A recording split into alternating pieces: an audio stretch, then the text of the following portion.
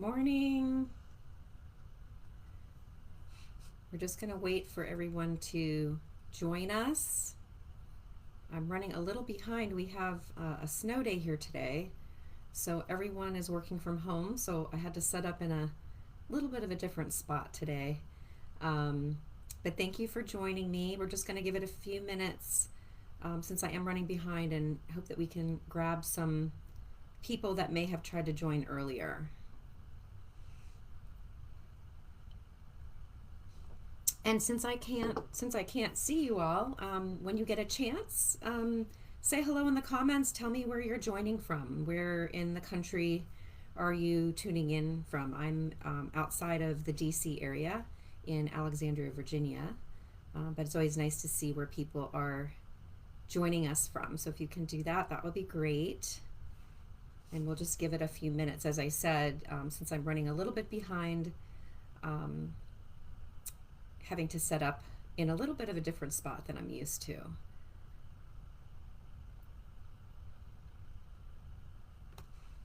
There is a bit of a delay too, so if you have a question during this training, please know that I will get to it. I'll check from time to time, I'll check in the comments section. And as I said, there's a little bit of a delay, so I may have moved on from your question, but it's okay, don't worry, I will definitely address it. So again, just tell us where you're joining from. Hello, joining from snowy Baltimore. Yes, Danny, I think we woke up to about 3 or 4 inches, and we're predicted for somewhere up to 11. So I'm not at my usual spot today, but it's kind of nice to be snowed in. And Bessie, hello. Hi from Winnipeg. Wow, from Canada. So I said, tell me where you're joining us from the States, but we have somebody from Canada. So welcome, Bessie, also. These lives are always so fun because, I can see that people are watching, but I never know who it is. So you all can see me, but you can be in your pajamas or sweats or whatever, and just enjoy. So again, questions, if you have them during the training, please drop them in the comments section. There's a little delay, but it's okay. I will get to your question as soon as I see it, okay? All right. All right, and then we'll see if anybody else is going to join.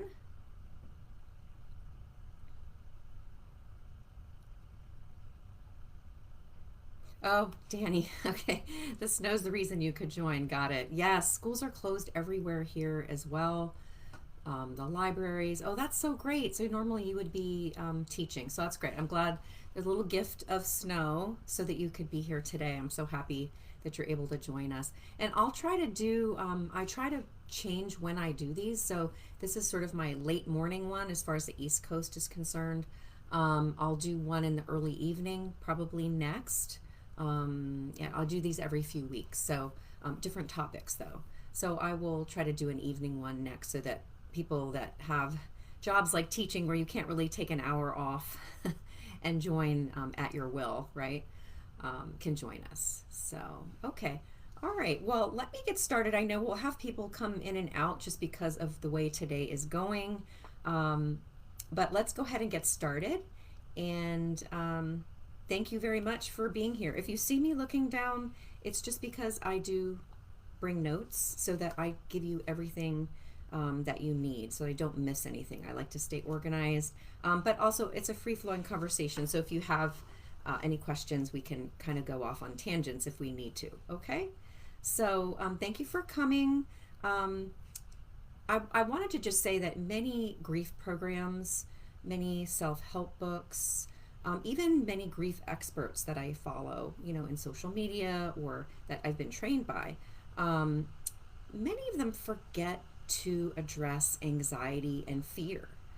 And, if you look at the 5 stages of grief, which again, the 5 stages is not how grief works, okay? It's a wonderful way to highlight how you can have different emotions during grief, but it's really not grief isn't something you go through stages. Like first we have sadness and then we have, depression and, it doesn't work that way.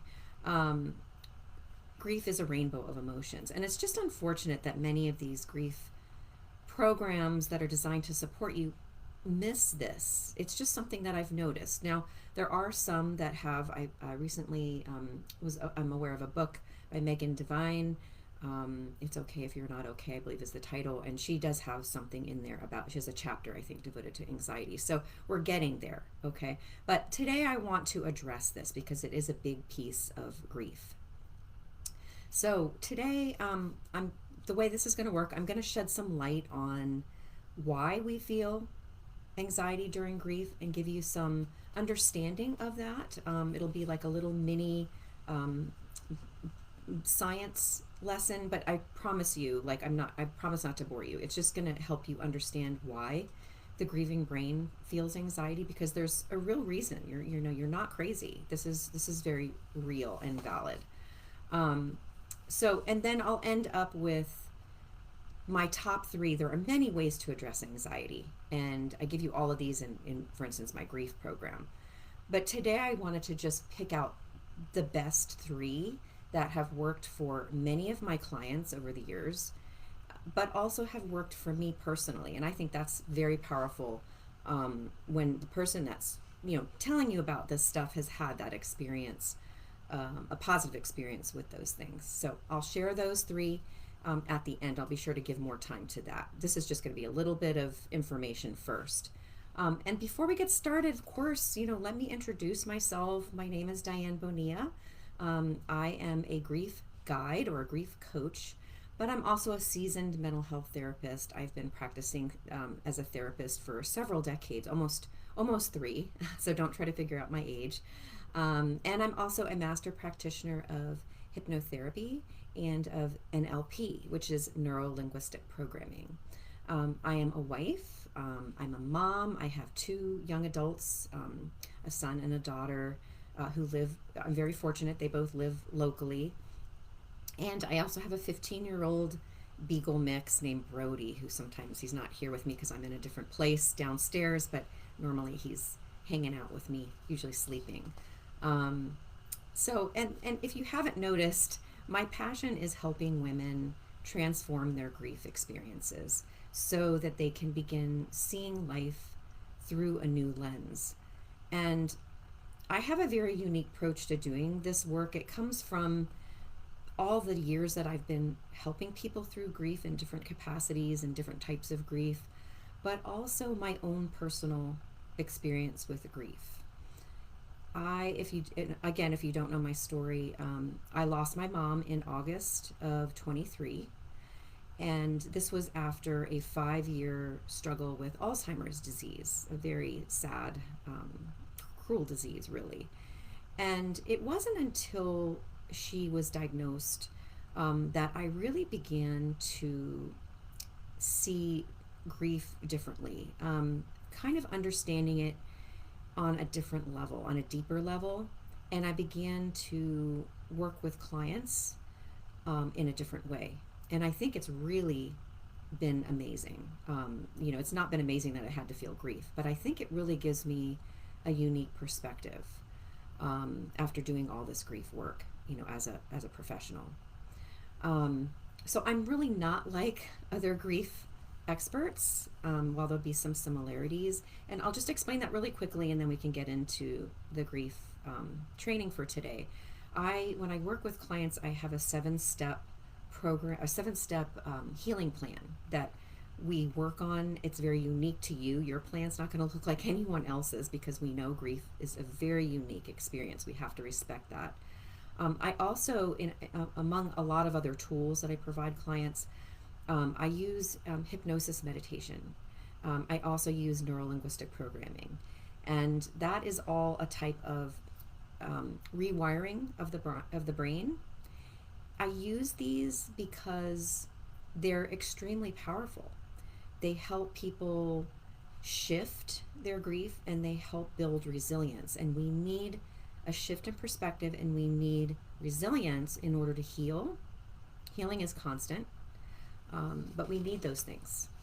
And those tools are what I have found to be the most powerful in getting you there. Sorry about that. So when I work with clients, usually we're first igniting hope, We're releasing what's keeping them stuck. Usually there's something. I know there definitely was for me. And then we're embracing, helping one another embrace a new purpose while honoring your parent. So we're never forgetting. We're never forgetting. Okay, that's so important to understand. Okay. I'm going to go ahead and get started on the training, but I want to give you one quick announcement so that you hear this before everybody else in the community, since you bothered to show up. The Resilient Life Academy, which is my grief program, is opening its doors at the end of this month, at the end of January. And it's designed for people that are feeling stuck, okay, that really feel like they want to make a little more progress in their grief, in their healing, and feel stuck. Maybe you've tried different things. Maybe you're in therapy. I think therapy is wonderful. My program is a really great companion to therapy if you're already in therapy. It's for people maybe that have tried things on their own, self-help books. Maybe you've been in a grief support group, and those are wonderful too. But my program will be a nice launching pad for you to move forward. It's also great for people that are newer at grief. It really helps people figure out where to start. Where do they start with their healing, in the beginning, especially if it's a very recent loss for you. So if this sounds like something you might be interested, I am going to be opening up applications starting the 13th, which is a week from today. And in order to deliver a really good experience with this program, I keep the numbers limited. That just FYI, so I can't take everybody, but there's a point to that. It's that kind of program. We meet for 3 months. It's a 12-week program, and I basically help you let go of stuff that's not serving you anymore while we inspire some hope about your future, what that looks like now that you've lost a parent or parents in some cases, helping you find a new purpose really in all of this. And we have these weekly group meetings, sessions, they're coaching sessions on Zoom. There's a private podcast that I only provide to my clients in this program, and you get that weekly. It's a lesson for you. They're usually very short, less than 15 minutes, but they're there to provide you some encouragement and nourishment during the week in between our meetings. And then you can go back and talk about them in our group sessions. We also have a private Facebook group separate from this, okay, where there's a lot of sisterhood. So I invite you to think about it. If you have any questions, you can reach out to me. I do use a lot of hypnosis throughout this program. Hypnosis meditations is what I call them, which are quite beautiful, yet powerful, and really help people launch their healing on a new level. I think that's been the basic experience that most people have had. So if you're interested, and I promise I'm going to get onto the training, if you're interested and you think you might want to talk with me about it, or you just want to go ahead and apply to the program, you can comment right here in the comments if you're watching live, or if you're watching back on the replay. Comment RLA, which stands for Resilient Life Academy, and I will send you the application before it's out to the public on the 13th, okay? All right, so that being said, let's get started. I'm really excited to share this information with you all. Let me make sure there's no questions here. Okay, I think we're good. Paula, hello. I'm sorry I didn't say hello to you. Nice to see you. I'm glad you were able to watch. And Bridget as well. If you guys want to let us know where you're connecting from, that's always fun. We've got Baltimore and Canada. So let me know where you guys are coming from. And you're just in time. We're going to start the training now. Okay. And yes, I see the RLAs. So Bridget and Danny, and Millennia. Yes, I hope I'm saying your name right. Is it Millennia or Millennia? I will get you applications probably tomorrow. They'll be ready. They're in the works right now. We're putting some finishing touches on them, but you should receive an application to your Messenger. So check Messenger. If you don't like using Messenger, then let me know and I'll send it to your email if you prefer that. But I won't know that unless you tell me. Okay. Oh, good. I'm glad that I said it right. Okay. All right. Oh, and we have somebody from, okay, Bridget's from Kansas. Welcome, Independence, Kansas. Wow. I wonder if you're getting snow there. We are expecting almost a foot here right outside of Washington, D.C. I'm in Alexandria, Virginia. And this is very unusual for us here. So everything is shut down. Um, and Rhonda, you are from Illinois. I'm guessing you have some snow up there, maybe. Um, well, great, ladies. Thank you so much for joining. Let me go ahead and get started, okay? Um, so, why do we feel fear and anxiety with grief? Well, first of all, I mean, of course, there are many reasons, okay? There are many reasons for this, but I'm just going to go over a few of the ones that I have heard from clients, that I've experienced myself, and just people have shared with me along the way. When we lose a parent, or maybe in some people's cases, they've lost a second parent now, our attachment to this person is disrupted, right? It's all about attachment. We no longer have a physical connection to them anymore, okay? We crave this connection though, right? And that leads to anxiety. When we have this attachment to a parent, no matter how healthy it is, we are going to feel anxiety when that attachment is severed. That's just normal, okay?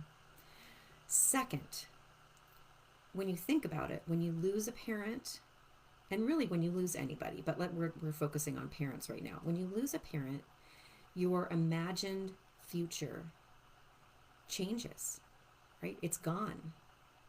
For example, if you have children yourself, you may have envisioned them attending their graduation, your child's graduation, and that's not going to happen now. Maybe you envision them just being a part of your life. On the weekends you meet for meals or FaceTime, and that's all going to be different now. It's the little things that you notice, and it's the big things, the milestones, like a future wedding or some sort of holiday. So we have this future in our mind with every person we have a relationship with. When they die, when they pass away, that imagined future just, it disappears. But we're constantly reminded of it. And that is a reason to feel anxious, right? We kind of feel untethered when that happens. Third, another reason is that for many people, and I hear this a lot, for many people, we lose a little bit of our sense of self. Now, of course, you know who you are. You know who you are, you know where you live. I'm not talking about those concrete things, but it's that sense of self. It's that sense of self that kind of grounds you. For some of you, you're the oldest generation now, you know. For some of you, you see the generation above you dwindling. Are you a daughter anymore? If you don't have any parents alive, who are you? Do you see where I'm going? Like, there's many ways we can look at this, but I think we just sort of lose our sense of self a little bit. I wonder does that make sense to you guys so far, what I'm saying? Just chime in too, of course, if you do. Hi, Terry. Good to see you. I'm glad you could join us. So those are three reasons. Let me go over a couple more. Another reason that we can feel anxiety is that we're doing this grief without them. So many of you had a close relationship with your parent. If you didn't, it's okay. It's okay. Even so, even if you didn't have a great relationship, we're still doing this grief journey without them. And for some of you, they may well be one of the few people that you would have turned to for support. I know for me, with the painful loss of losing my mom, the irony is I would have turned to her constantly to help me through this. Like when she had Alzheimer's and I was beginning to grieve, we call that anticipatory grief. When I was beginning to grieve over those 5 years, I wanted to talk to her about it, right? But I couldn't, So I think when we're doing it alone, it can feel a little scary. Another reason is that the future can feel scary. You know, we sort of, especially in the beginning, but I hate to make generalizations with grief, because if you get anything out of today too, it's that your grief is unique. So it's not, don't compare yourself. Don't compare yourself to this training. Don't compare yourself to anyone else. This is just information to help you understand yourself better. Some of it's going to apply and some of it isn't. But we sometimes get a fog about us. I know for me that was very evident, but I didn't know that I was in a fog. Like the first 6 months after actually losing my mom. And it wasn't until I looked back later and I was like, oh man, yeah, I was in a fog. So I think sometimes our future can become a little hazy, and that's a reason to feel anxiety. We're human. We want to sort of know where we're going, right? You know, metaphorically speaking. So these are all reasons why we can feel anxious. And then I don't know if any of you have felt this way, but I hear this from many, many people, that when they're grieving, especially when they're really in those moments of pain, it feels like the world is just spinning and spinning around and moving in high gear, and you're just sort of watching it. You know, it's like you're just sort of standing still. And that can be a reason to feel anxious as well. Like, you know, just watching this motion and feeling that disconnect can really set off some fear and anxiety as well. So let me, before I get into a little bit of grief, the grief brain, let me just check on questions. I have to go to a different area of my screen, so pardon me for the interruption here. I just want to see if anybody else has questions. Oh, good. Okay, so you guys are totally relating to this. Yes, Terry, Millennia, and Rhonda. Okay, absolutely. Okay. Um, Glad that you are connecting to this, because I think that's important. It can really help to know that you're not crazy, okay? That this is normal, all right? I'm a therapist. I've been doing this for a long time, and there were periods of time when I was new in grief that even with all the information in the world to help people all those years, I still thought, oh my God, I'm losing it, you know? And you're not. This is just grief. This is what grief looks like, okay? All right, well, let me get into a little bit of science here, okay? I promise I'm not a STEM person, so I am not going to get too deep into it, okay? So I promise not to be boring. So, as I said, it only feels natural that you would feel anxiety for some of those reasons, and some of you may have your own reasons to feel this way too. Guilt is definitely a motivator to feel anxiety, and I'll get to that. That's a whole nother training, and we deal with that a lot in the program as well, in the Resilient Life Academy. But it definitely, guilt can trigger anxiety. So these changes and disruptions from the loss of a parent, what happens here is that all these changes and these reasons that I've gone over signal a warning to our brains and to our nervous system that something is wrong, okay?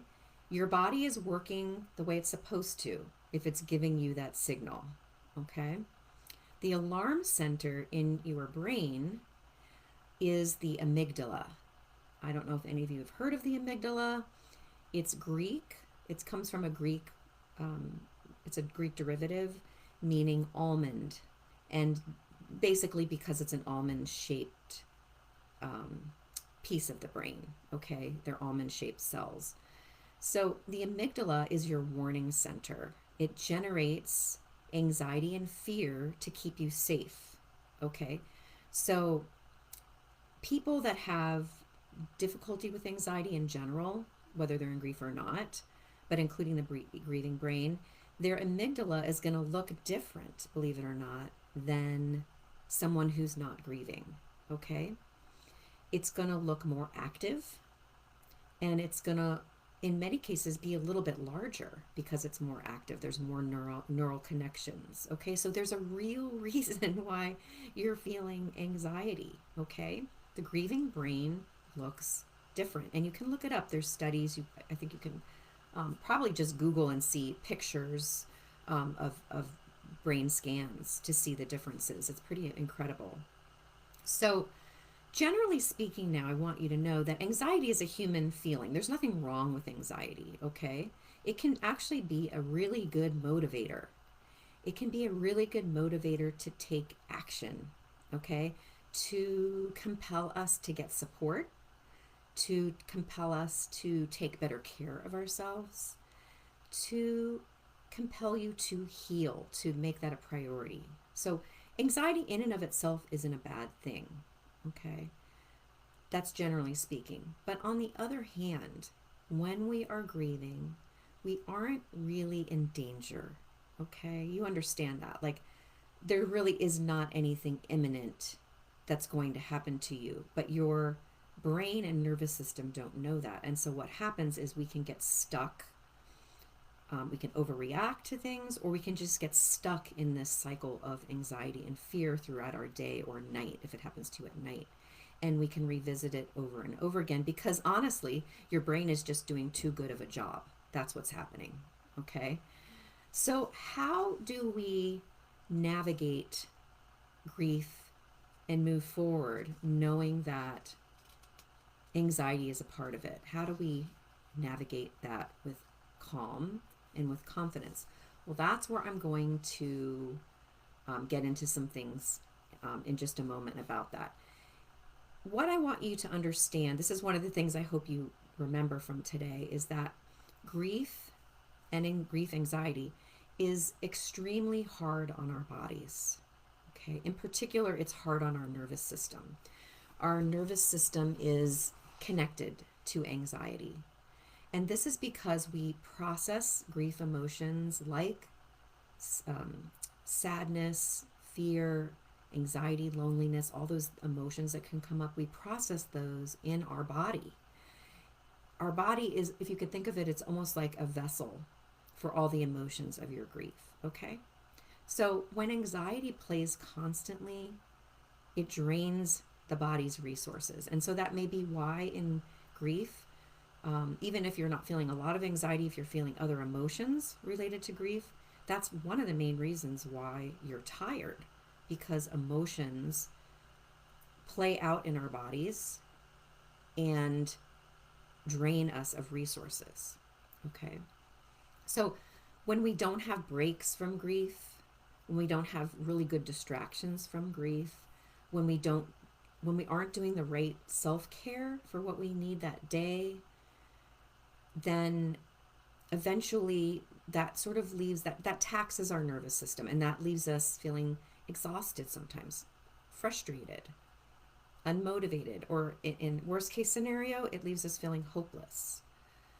So if you can think of it like, think of your body like, imagine if you left your car on, you take your car to work or out for errands for the day, and you come back at the end of the day, and instead of turning your car off, you leave it running, and you go in your house and you start preparing dinner and you get ready for bed and you go to sleep, and you leave your car on all night long.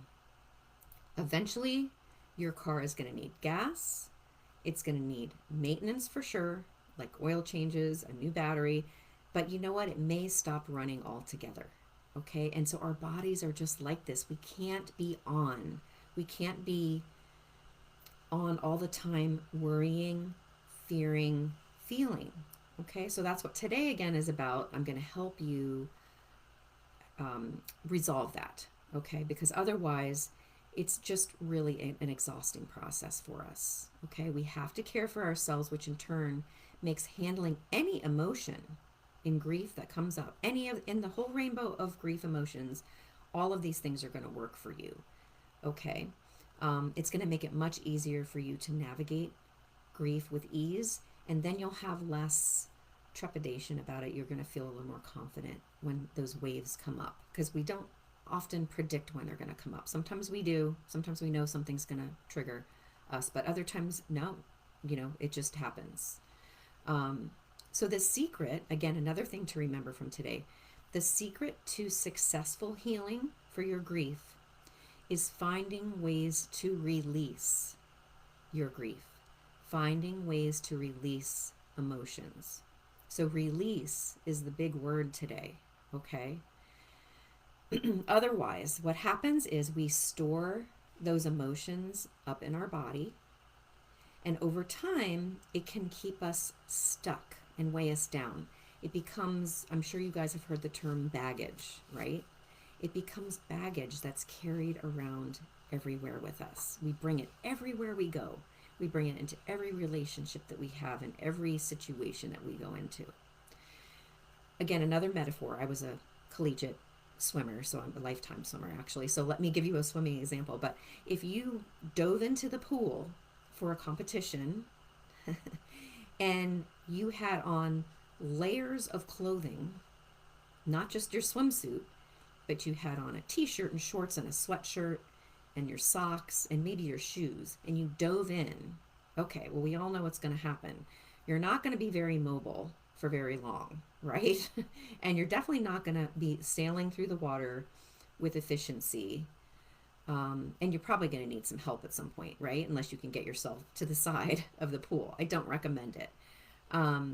So just like with swimming, you know, if you can think of these layers of clothing that weigh you down, that's how these grief emotions become if we don't release them when they come up.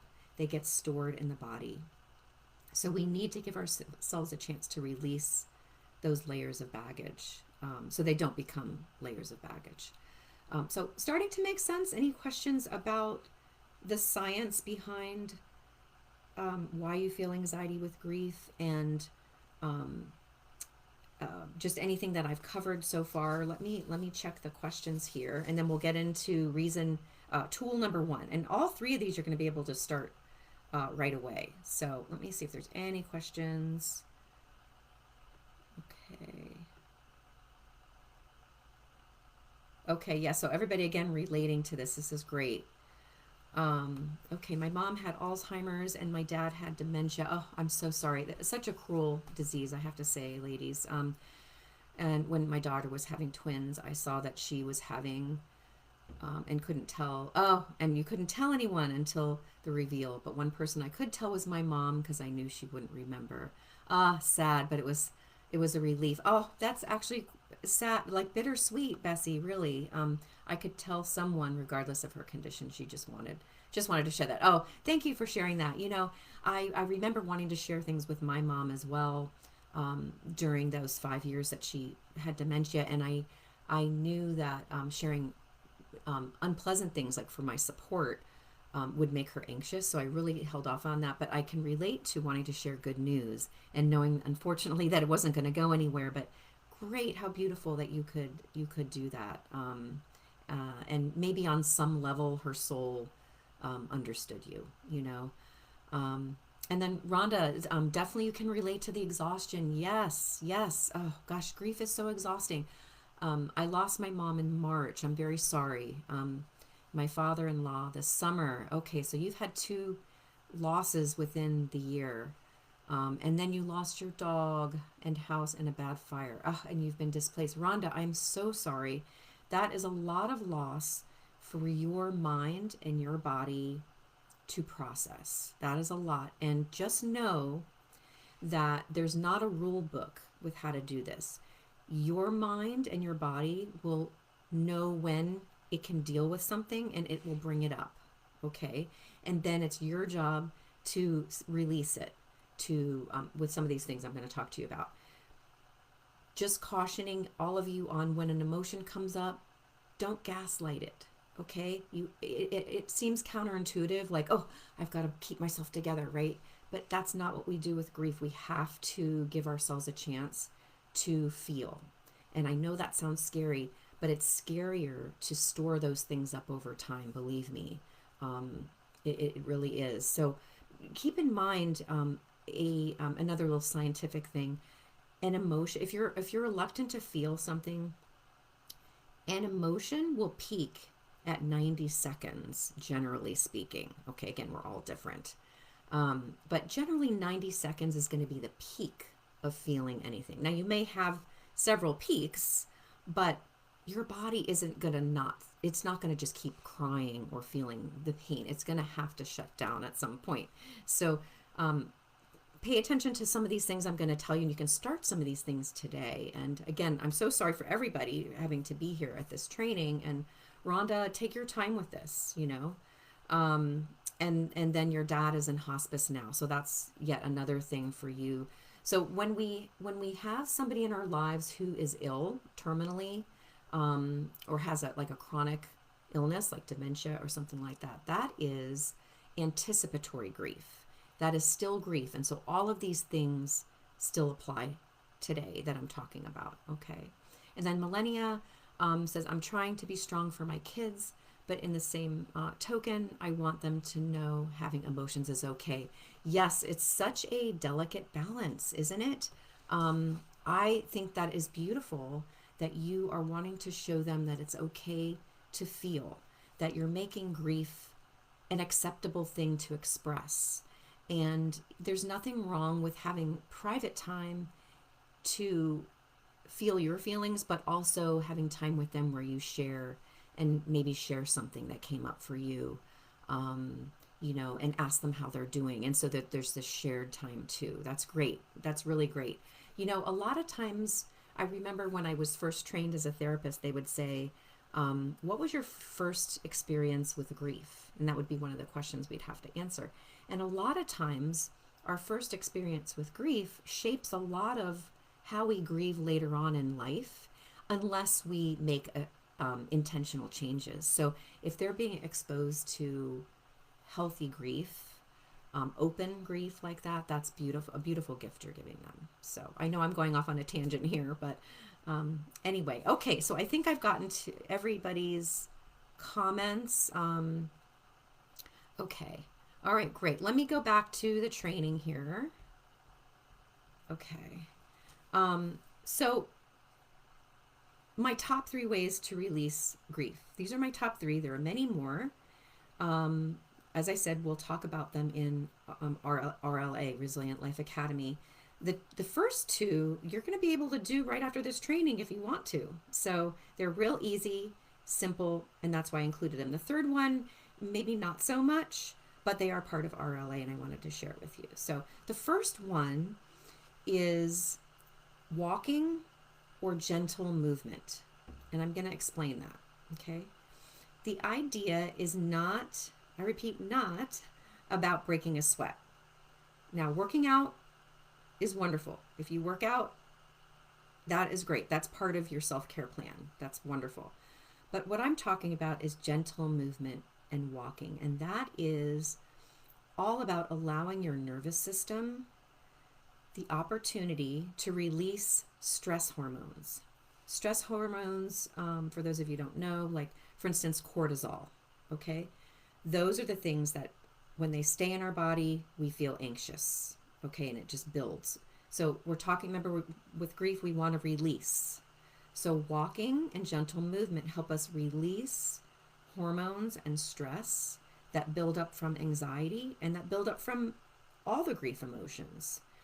So if you think of an emotion as something in motion, it needs a place to go, right? And so moving intentionally gives us that opportunity to release the grief. The nervous system gets a chance to let go of the stress when we walk or move intentionally. So let me give you some pro tips on this, okay? Because if you don't like walking or you can't walk, or you have to be inside, you can definitely do some things that will achieve the same thing, okay? So first off, some of my clients make playlists ahead of time of some of your favorite songs, maybe some inspirational songs or that feel good songs, okay? And they make those playlists so that they have it ready so that when they go on a walk, they can listen to those, okay? Or it becomes a dance playlist, and you can dance alone even if you don't know how to dance. We all can move, right? So draw the blinds, put your playlist on, and just move. The idea is that you want to move your body, even if it's not pretty.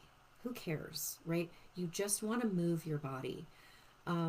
Chores. Some chores, believe it or not, provide enough movement for release. And I will tell you, I've had people tell me that they felt really anxious with grief and they weren't able to walk. They were like, I don't know if they were at the, just not able to get outside. I don't really know what the circumstances were, but what they did was they went and vacuumed. And I mean, I think that's kind of funny, but it's clever. And vacuumed to song in their ears, their playlist, and they felt so much better afterwards. And that is scientific. That is giving your body a chance to release stress and anxiety. Okay. Another pro tip about movement and walking: when you're done, if you really want to make this a very helpful experience, get your journal out and write about anything that came up for you on that walk or anything that came up for you when you were moving or dancing. Okay. And that just makes it even more of a release process. Don't be afraid. Again, don't be afraid of your emotions that come up. I'm a big walker. I walk almost every day. It's been very, very helpful for me in navigating my own grief emotions. And I will bring, if I'm feeling particularly fragile, I'll bring my sunglasses. And that just gives you enough privacy in case you get emotional, And I definitely recommend, you can walk with a friend and that way you can talk about anything that comes up. But if you walk alone, you might feel more free to, express what's on your mind. Just because you don't get emotional doesn't mean it's not working.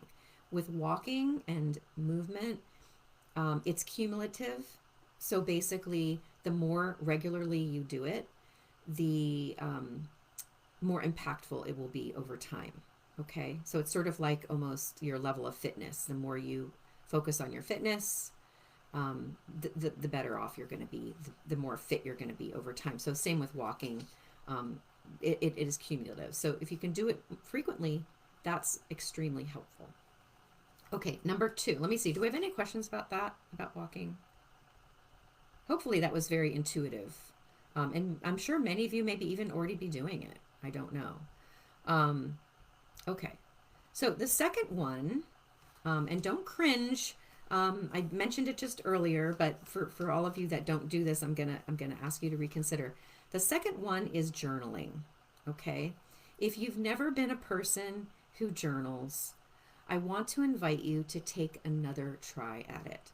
I will admit, even as a therapist who's told many clients to journal, it never really clicked with me. And that's okay. Like, I never pressured anybody and still don't pressure anybody to do it. But once my mom became ill, I found it to be extremely helpful in releasing what was on my mind and causing sadness or anxiety. I got hooked on it, honestly. And I think, what you have to consider is that writing actually has been shown to be very impactful for grief healing. Writing is actually part of some treatment programs, some grief programs. So why not have something right there in your house that provides an immediate release for your mind and your body? Okay, here's some pro tips. All right. Buy something pretty, something inviting that you're excited to write in. Okay. Have a special place if you want to get 2 of them. I have one down in my family room and I have one in my bedroom. So have a special place where you keep it, where you tend to have privacy. Okay. You do not have to be neat. You do not have to make sense. You don't have to write in complete sentences. Some of my journals just have phrases or words. They might, and in fact, I was looking at this before I did my training. I was looking at some of my older journals, and some of them I just have like little symbols and pictures, on certain days. So again, don't make rules about your journaling because you're only going to break them, right? And you're just going to give up. So let's not make this something you have to do.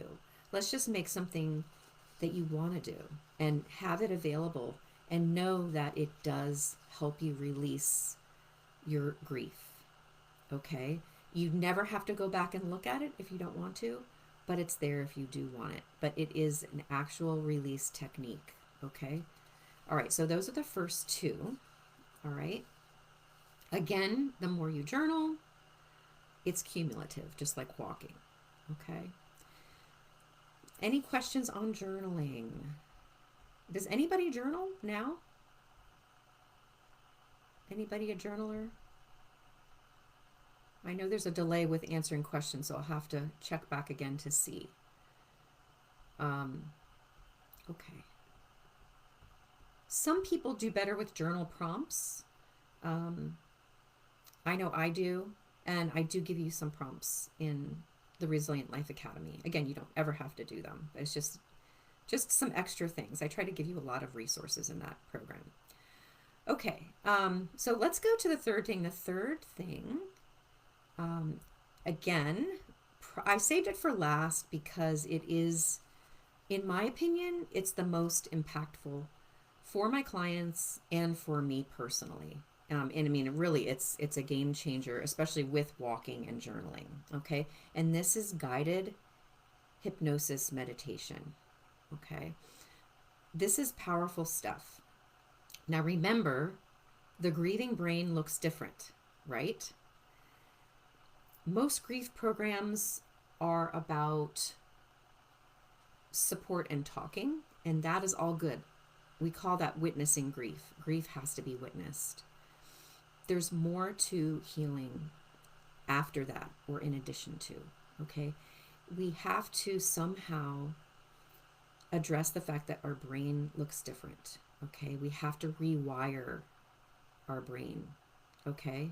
Have you guys heard of that expression before? It's called reprogramming, rewiring, reorganizing.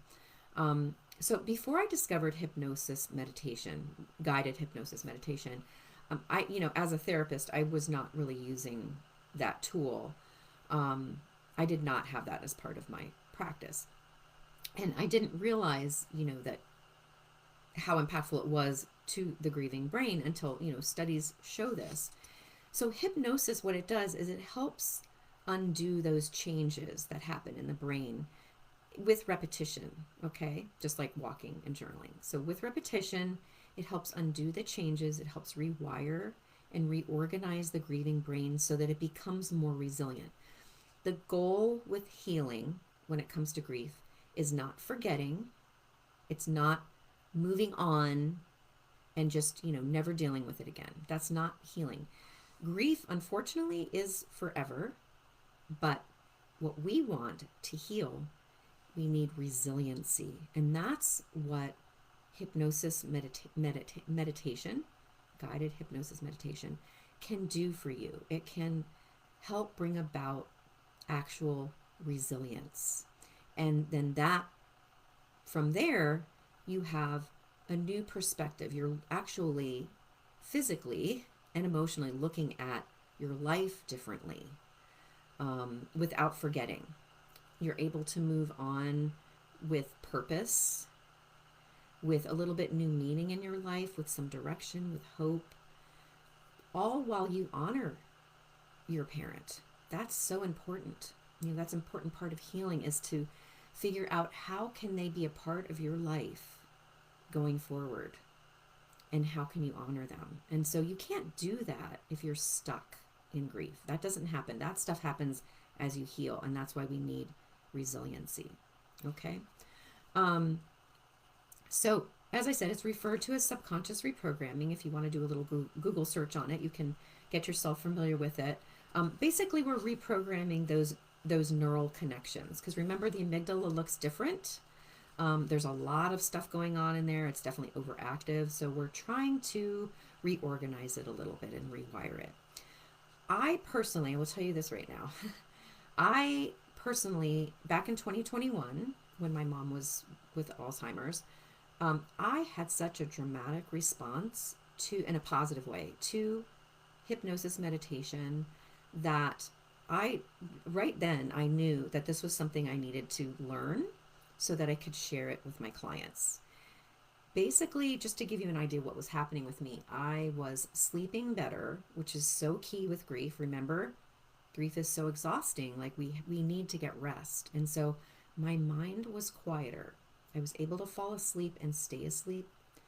I had less intrusive thoughts because with grief, we can have these sudden thoughts about something and then they kind of send us into a spiral, right? I had less of those. And basically, I just became more resilient in all parts of my work and my life. Um, so later that year, I became a master practitioner of hypnotherapy because I was like, this stuff is wonderful. I mean, when you think about it, um, I don't know if y'all are familiar with hypnosis meditation, but I will tell you right now that athletes use it. High level athletes use it to, well, actually, we use it in college, and I was like on the state team before college. Um, you use these things to help you become resilient and perform better. I mean, it's proven to work. Athletes use it all the time to help them get through and perform in a manner that they desire. Okay, so that's just like one example.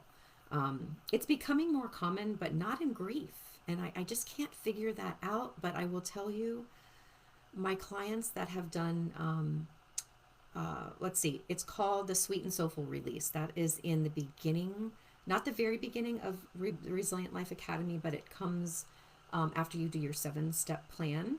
We go through letting go of what's keeping you stuck. And there's a meditation in there that's called my Sweet and Soulful Release. And let me tell you, I always know to be ready that the week that we have that, because people come in and they're just like, oh my gosh. Some people it doesn't happen right away, and I tell them it's okay. But for many, they have some sort of positive release from this that really helps them feel that freedom that you need to feel to start healing. Okay. Um, I think I might have some testimonials about it. I'll have to look and see in my group, in our big Facebook group. If you look in the guide section, there might be a testimonial about it, but I'll have to check that out. But just know that it's one of the highlights of my program, that particular one. I have it all throughout the RLA. We have hypnosis on resilience as well.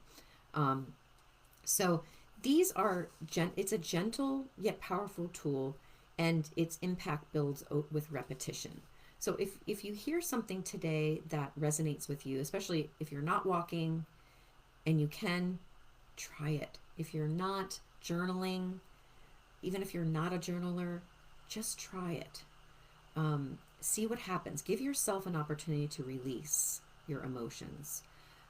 If you are, again, if you're interested in RLA, if you haven't put it in the comments, let me know.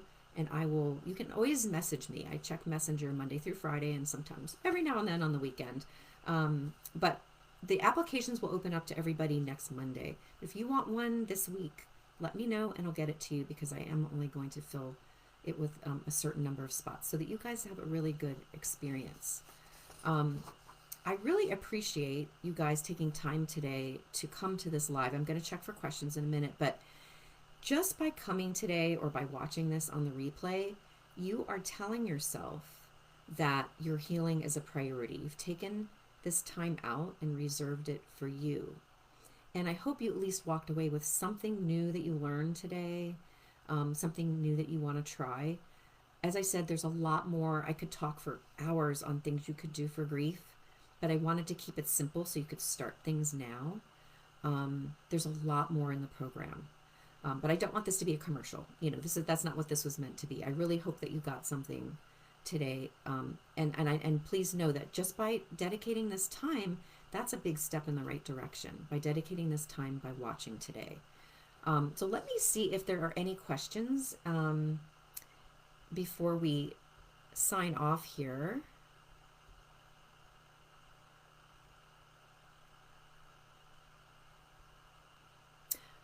Okay. All right, so Terry, you keep trying. I'm wondering which thing you're trying. You're trying the walking or the journaling, or do you have some meditation, hypnosis that you do?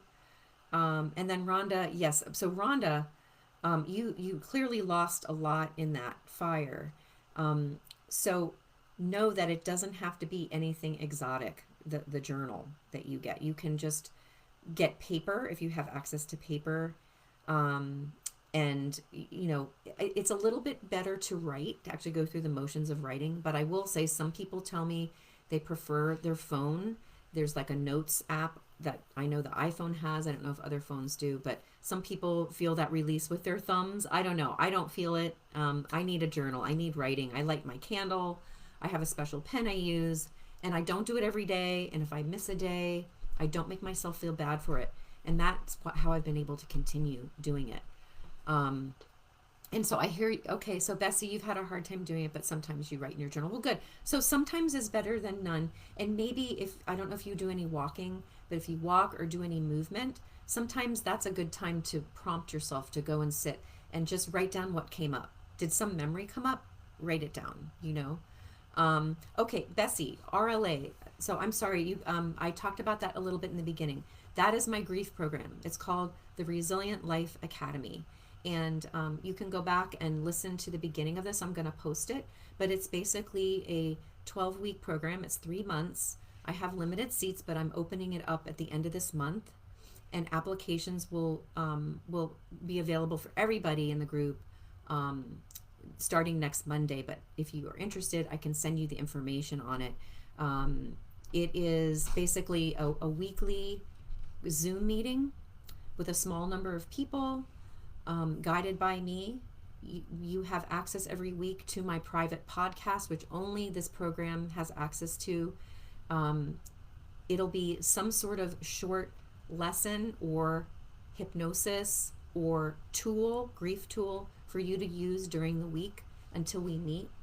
And then there's also a private Facebook group just for the people in RLA, Resilient Life Academy. So it's my Cornerstone Grief program, and it's opening up again at the end of this month. So I will, if you want to listen to a little more about it, go back to the beginning, and if you have any questions, please let me know. But if you're interested, Bessie, in an application before everyone else gets one next week on the 13th, just let me know and I can send it to you this week. And I can also answer any questions you have, okay? Terry, okay, yes, I will send you an application also. Ladies, please know that I will send it to you in Messenger. If we're not friends on Facebook, sometimes Facebook can be challenging sometimes, and I understand there's reasons for it, but sometimes people don't get those messages. So if you requested one and you didn't get one, check Messenger, send me a friend request if you think that's the problem. Maybe Messenger isn't letting me do it because we're not friends. If you want me to email it to you, you can come back to this training today. I'll post it in the group. I'll post the replay, and you can put your email in there, and I'll know that's because you want me to send you the application to your email. Okay? All right. So let me see. Any more? I feel like we have a few more here. Okay, Terry Journal. Yes, great. Yes, so Grief Share. I have not participated in Grief Share. The thing that's different is that tends to be focused, like I said, witnessing grief. And there's like a workbook, I believe, or some stuff to go through. What I try to do is I've given you a lot of tools like breath work, hypnosis, which I don't believe Grief Share uses. It hasn't really caught on like that, but hypnosis meditations that you will use through the whole program to build your resilience and also help you release what's getting stuck. And also some breathwork exercises, like I said, and some neuro-linguistic programming, which I know Grief Share doesn't use. But all those programs are good. I think my point is that sometimes we need something more after we're done with those, or in addition to, because we're sort of at this holding place. And this is just sort of everything that I've learned from years of doing therapy with people and being trained by, I don't know if you all know David Kessler. He is probably one of the biggest gurus in the grief community, and I have taken trainings by him. I love him. And so I've taken like everything that I've learned and pulled it into this program, including my personal experience, which I think is important. So yes, so I think it's a little bit like Grief Share, but yet it's not. So if that kind of helps you understand. Okay, and Rhonda, yes, I see RLA, so I'll send that to you to Messenger as well. So, ladies, thank you so much. I don't see any other questions, but if something comes up this week for you about today's training, send me a message. I will get back to you, I promise. And I wish you guys a beautiful week. We're a small Facebook community. I just started it, but I know we're growing, and I appreciate you all being what I consider founding members of this group. I think we're at 62 people, small but mighty, right? And I'm not looking for numbers. I'm looking to give you all some meaning in your life and help you heal. So thank you for being part of the community. I hope you have a beautiful week. It's been a pleasure to talk with you all. Thanks for coming. Okay. Bye now.